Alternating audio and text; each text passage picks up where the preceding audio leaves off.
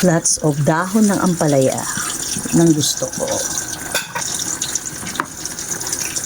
Munggo, tapos fried chicken.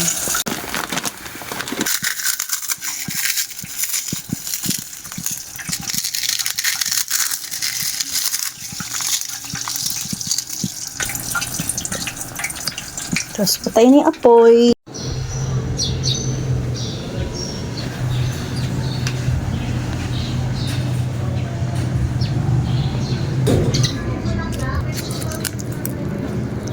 Kain.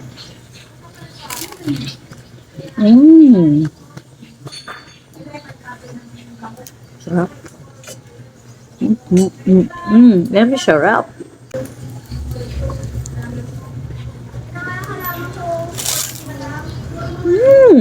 Hindi naman Friday pero nagmunggo ako ngayon. Wala lang, nag-crave lang ako ng simpleng luto sa munggo. Share ko nga pala sa inyo. 42nd death anniv pala ng papa ko ngayon. Na-imagine ko yung feeling ng mga kapatid ko dati, mga dalaga at binata pa sila. Yung mamatayan ka ng a day before Valentine's Day.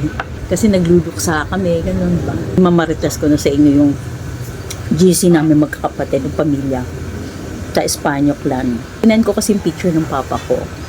Nag-iisang picture lang na meron ako. Sabi ng kapatid ko na si Bandy, pogi daw. Nagkaroon ako ng tanong, syempre, alam mo naman, pag pogi, di ba?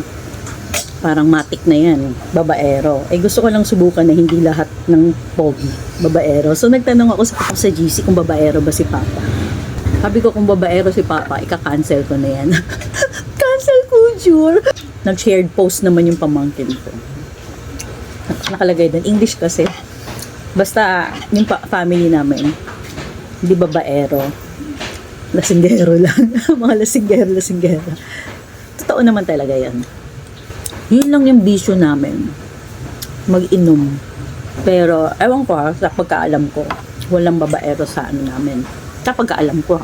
Wala namang perfect tao, diba? Talagang susubukan din talaga yung faith mo, yung loyalty mo. Kung paulit-ulit mong ginagawa yung mali, sakit na yun diba? Hindi na pananadya yung sakit na talaga. Yun nga, narcissist. Alam mo na yung mali, ulitin mo pa. Hindi lang 1, 2, 3, 10, 6.